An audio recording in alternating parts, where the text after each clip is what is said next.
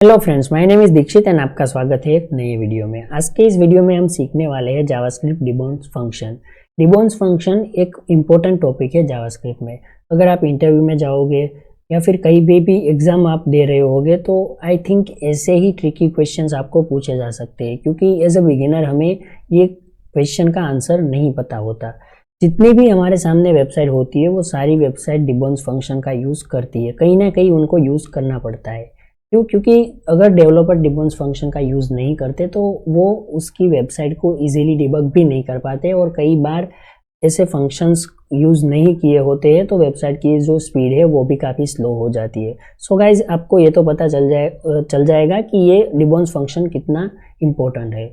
सो आप वीडियो पे नए हो तो प्लीज़ वीडियो को लाइक और चैनल को अभी सब्सक्राइब कर देना, ताकि ऐसे इंटरेस्टिंग वीडियोस इन फ्यूचर भी आपको मिलती रहे। आप लोग वीडियो देखते हो बट वीडियो को लाइक और कमेंट भी नहीं करते हो, सो मेक श्योर वीडियो को लाइक और कमेंट भी कर देना, क्योंकि आपका फीडबैक मेरे लिए बहुत ही इंपॉर्टेंट है।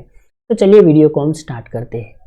तो डिबॉन्स फंक्शन है, उसका यूज़ हम लाइव फिल्टर, एपीआई से डेटा फेच करने के लिए, या फिर कई बार हम वेबसाइट में सर्च बार है उसमें करते हैं। आपने वेबसाइट तो देखी ही होगी, सभी वेबसाइट में मोस्टली कॉमन होता है कि सर्च बार होता है, क्योंकि जब हम डेटा सर्च करते हैं तो वो डेटा बैकएंड से फेच होके आता है। जब हम सर्च करते हैं बेस्ड ऑन दैट पैरामीटर, हमें वहाँ पे डेटा शो होता है कि क्या आप ये सर्च करना चाहते हो, क्या आप वो सर्च करना चाहते हो।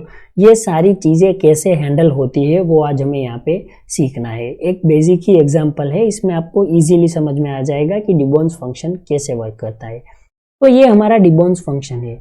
यहाँ पे ये जो फंक्शन है वो इतना ही ईजी है। यहाँ पे देखो, इसका जो लाइन ऑफ कोड है वो यहाँ पे ओनली 15 लाइन का हुआ है।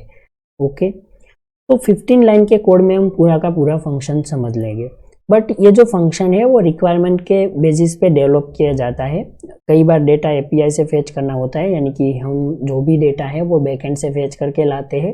डिपेंड करता है कि हमें यहाँ पे कैसे डेटा को शो करना है, कुछ इस तरीके से। तो यहाँ पे हमारा ये फंक्शन है डिबॉन्स, और यहाँ पे एक हमने लिखा है फंक्शन और डिले। यहाँ पे जब हम यहाँ पे हैंडल फंक्शन, हमारा एक फंक्शन है हैंडल सर्च। ये फंक्शन क्या करेगा, हमारा जो सर्च है उसको हैंडल करेगा। किस तरीके से, यहाँ पे हमने डिबॉन्स फंक्शन को कॉल किया है, और इसके अंदर हमने यहाँ पे एक लेट टाइम आउट एक वेरिएबल डिफाइन किया है, जो कि हमारा टाइम है, डिले है, उसको स्टोर करेगा। और इसके अंदर हमने यहाँ पे एक इनर फंक्शन रिटर्न किया है, यानी कि ये जो फंक्शन है वो तभी रन होगा जब यहाँ पे यूज़र टाइप करना बंद करेगा। यानी कि सपोज हमारे पास एक सर्च बार है और सर्च बार में हम किसी भी वैल्यू को टाइप कर रहे हैं, वो मैं आपको आगे यूआई के साथ कनेक्ट करके भी दिखाऊंगा कि किस तरीके से वर्क करता है, तो आपको इजीली समझ में आ जाएगा कि ये फंक्शन कैसे वर्क करता है। तो यहाँ पे हमने लिखा है time out is equals to set time out, और यहाँ पे हमने function apply this dot argument, ये हमने यहाँ पे कॉल किया है। कुछ इस तरीके से फंक्शन डेवलप होता है, बट मैं यहाँ पे आपको आगे सिखाऊंगा कि यहाँ पे इसका क्या यूज़ है।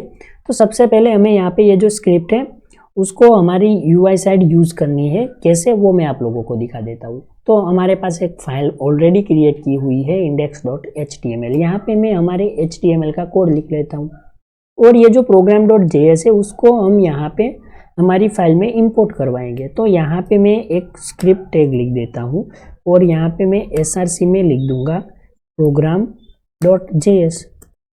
ओके, तो ये हमारी स्क्रिप्ट हमने यहाँ पे ऐड कर दी HTML में। हम अब इसका यूज़ कर सकते हैं। जब हम यहाँ पे स्क्रिप्ट में HTML एट्रीब्यूट से वैल्यू गेट कराएंगे तो इसका यूज़ हम यहाँ पे कर पाएंगे। तो सबसे पहले मैं यहाँ पे फॉर्म एलिमेंट ले लूँगा, और इसके अंदर मैं यहाँ पे एक सर्च लिख देता हूँ।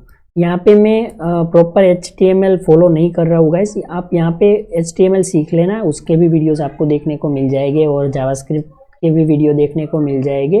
डोम के वीडियोस, बहुत सारे वीडियोस आपको ऑलरेडी मिल जाएंगे जो कि हमारी वेबसाइट पे अवेलेबल है। आपको इंटरव्यू रिलेटेड वीडियोस भी देखने हो तो आपको ऑलरेडी मिल जाएंगे, आप वो वीडियो को भी देख सकते हो, जिसमें हमने यहाँ पे बहुत सारे क्वेश्चंस सोल्व करवाए होंगे जो कि इंटरव्यू के लिए इम्पोर्टेंट होंगे। तो यहाँ पे ये हमारा एक टैक्स है और आईडी इसकी सर्च है। ओके, अब हम यहाँ पे क्या करेंगे, नॉर्मली एक BR ले लेते हैं क्योंकि लाइन ब्रेक हो। मैं यहाँ पे CSS कुछ नहीं लिखूंगा, आपको जस्ट डेमो के लिए मैं ये बता रहा हूँ। अब मैं यहाँ पे क्या करूँगा, एक B टैग ले लूँगा और इसकी जो ID है वो मैं यहाँ पे तो सपोज टेक्स्ट लिख देता हूँ, ID is equals to text. Okay, अब यहाँ पे मैं क्या करूँगा आगे आपको समझना है। तो सबसे पहले तो मुझे ये इनपुट बॉक्स की वैल्यू चाहिए। तो यहाँ पे ये जो सर्च इनपुट बॉक्स है उसकी वैल्यू मुझे गेट करने के लिए मुझे यहाँ पे क्या करना होगा, स्क्रिप्ट लिखनी होगी। तो यहाँ पे देखो इसका जो आउटपुट है वो भी हमारे सामने आ चुका है सर्च, और हमारे पास यहाँ पे एक इनपुट बॉक्स आ चुका है। अब मैं यहाँ पे क्या करूँगा, हमारी स्क्रिप्ट में जाऊँगा और यहाँ पे लास्ट में एक कोड लिख दूंगा कि document dot get element by ID, search हमारी ID है और यहाँ पे सर्च ID में से हमें वैल्यू चाहिए और हमने यहाँ पे लिखा है add event listener input handle search. तो यहाँ पे इनपुट नहीं आएगा, हम यहाँ पे लिख देंगे की अप। ओके, जब की अप होगी यानी कि जब हम बटन प्रेस करेंगे उसमें कुछ लिखेंगे और हम यहाँ पे की को अप कर देंगे तब ये हैंडलर रन होगा, हैंडल सर्च। ओके, तो यहाँ पे देखना ये क्या कर रहा है, तो हमारे पास यहाँ पे ये वैल्यू तो आ गई है हैंडल सर्च। अब हमें यहाँ पे हैंडल सर्च को कॉल कर दिया की अप इवेंट के साथ।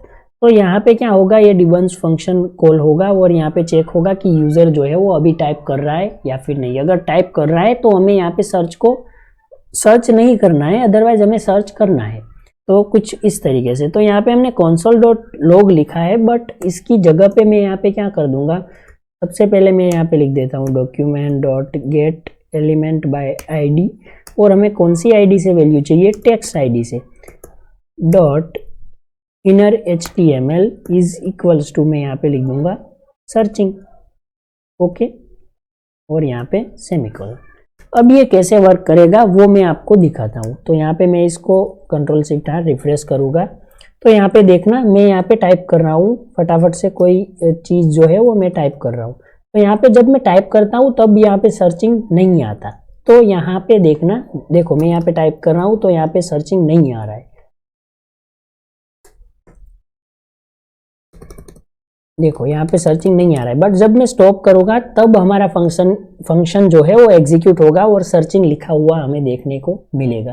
तो यहाँ पे आपने काफ़ी सर्च बार देखे होंगे जिसमें हम यहाँ पे सपोज लिख देते हैं डेटा, कुछ ऐसा लिखते हैं, तब यहाँ पे आपको एक ड्रॉप डाउन शो होती है और वो आपको शो करती है डेटा रिलेटेड, यानी कि डेटा रिलेटेड जितने भी वर्ड्स होंगे डेटाबेस में वो सारे आपको शो हो जाते हैं और उसके रिलेटेड आप सिलेक्ट करके सर्च कर सकते हो।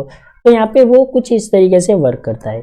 तो इसका यहाँ पे बेनिफिट ये होगा कि सपोज हम यहाँ पे एक ही लिखते हैं और हमारा फंक्शन लोड होता है तो वेबसाइट पे काफ़ी लोड पड़ जाता है। यानी कि सपोज कोई यूज़र है वो सर्च कर रहा है और लिख रहा है H, तो उसने ओनली H लिखा, तो यहाँ पे हर बार जितनी बार ये की अप होगी उतनी बार वो फंक्शन एग्जीक्यूट होगा और बहुत बार फंक्शन यहाँ पे कॉल होगा तो ऑब्वियसली वेबसाइट पे काफ़ी ज़्यादा लोड पड़ेगा। तो यहाँ पे ये जो लोड है वो कम हो जाए, जब यूज़र टाइप करना बंद कर दे तभी सर्च ऑपरेशन फायर हो, इसके लिए हम यहाँ पे यूज़ करते हैं डिबॉन्स। सो गाइज ये वीडियो आपको कैसा लगा कमेंट बॉक्स में ज़रूर बताना, और हाँ अपने दोस्तों के साथ ये वीडियो को शेयर कर देना, और प्लीज़ वीडियो को लाइक और चैनल को अभी सब्सक्राइब कर देना।